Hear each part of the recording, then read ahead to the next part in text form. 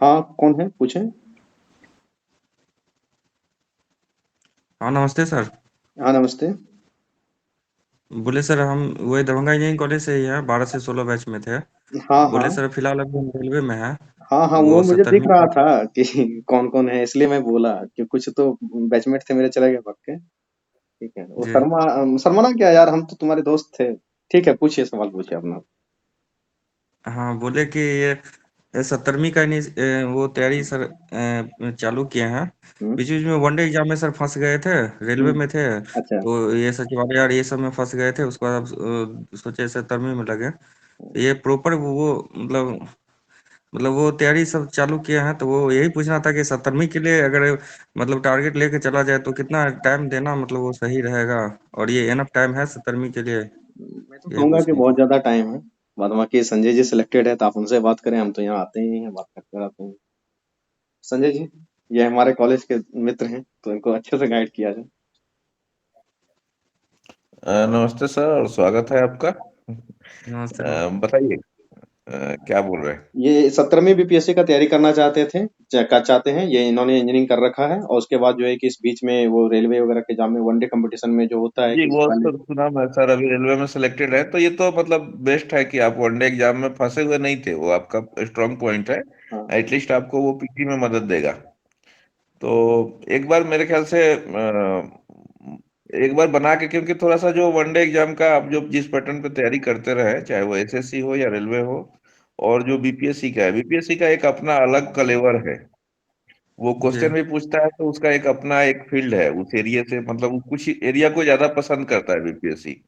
और उसी के आसपास वो मंडराते रहता है। जो इस चीज को समझ जाता है वो एक बार में क्लिक कर जाता है, एक बार में निकाल लेता है। और जो नहीं समझ पाता है वो मेरी तरह 7 बार लगाता है। उसको जी। समझने में टाइम लगता है। तो जी। आप एक बार प्रीवियस ईयर क्वेश्चन को एनालाइज कीजिए और फिर कोई 3-4 सेट लेके बनाइए और देखिए कहाँ पे हैं आप। पीटी पे जी। फोकस करने की जरूरत है कि मेंस पे उतरना है, क्योंकि अभी थोड़ा टाइम है। 30 सितंबर को पीटी होगा, जैसा चेयरमैन सर ने अनाउंस किया हुआ है। जी। तो बाकी सिलेबस को एक बार गो थ्रू करना सर जरूरी है।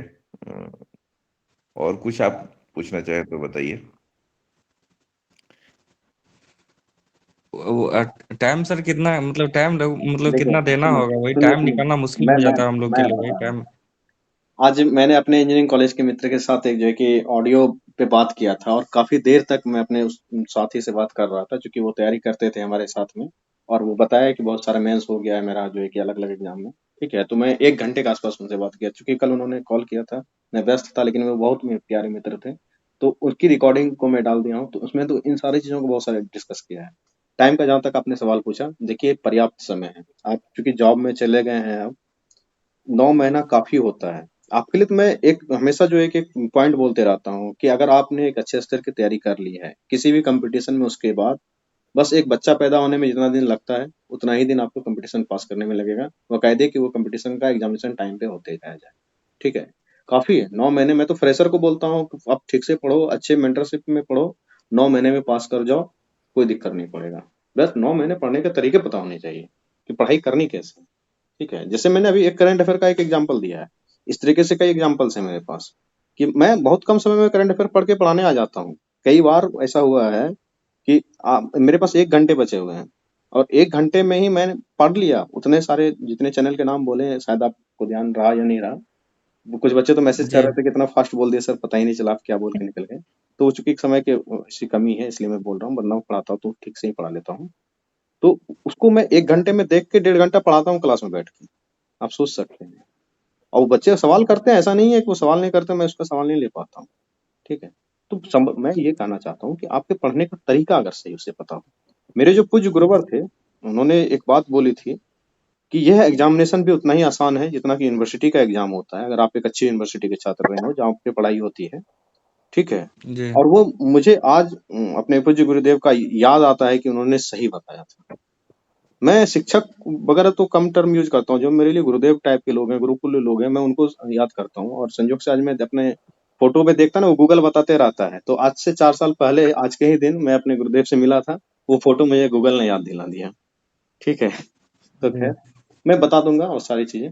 आप तो अपने हैं तो बात कर सकते हैं, हमारा नंबर है, जिस नंबर से मैसेज गया वो मेरा ही नंबर है। आप मुझे जी मैसेज जी करें, बात करें, कोई दिक्कत नहीं है। अपने लोगों के लिए अपने वाली व्यवस्था है। ठीक है, कोई सवाल है और कि थैंक नहीं? You sir.